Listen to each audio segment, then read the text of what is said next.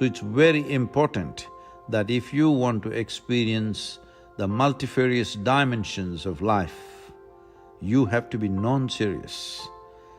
You become serious only because you have taken your own existence too seriously, though we exist here for a minuscule amount of time in this cosmos.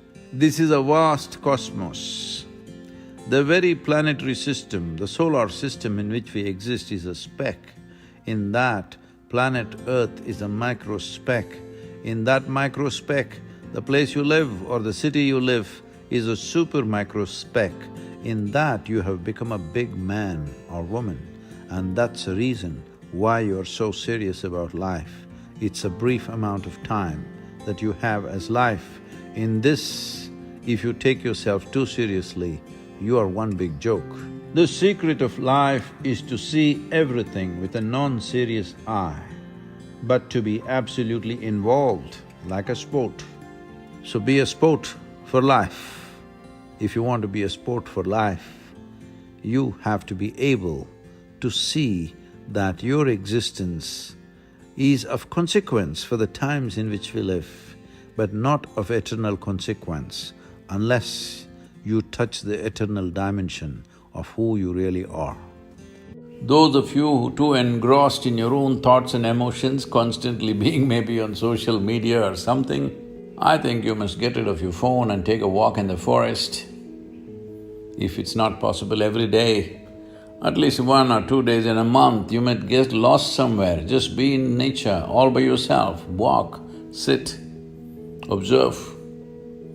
If you pay enough attention, you will see, you will be so enchantingly enamored by every little thing in the existence, because the way a single ant is made is too much for you and your intelligence to grasp exactly how this is made.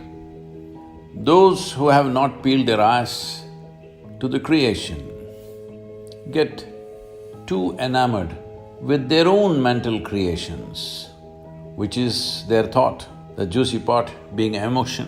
When your thought and your emotion becomes more important than the Creator's creation, that means you have become a perceptual tragedy.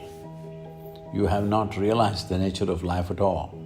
We know many things, we can do many things, but we do not know anything in its entirety. So this is the nature of the existence. If you pay attention to it, naturally your own thought and emotion will sink to the background. You can still enjoy them, but you know how insignificant it is.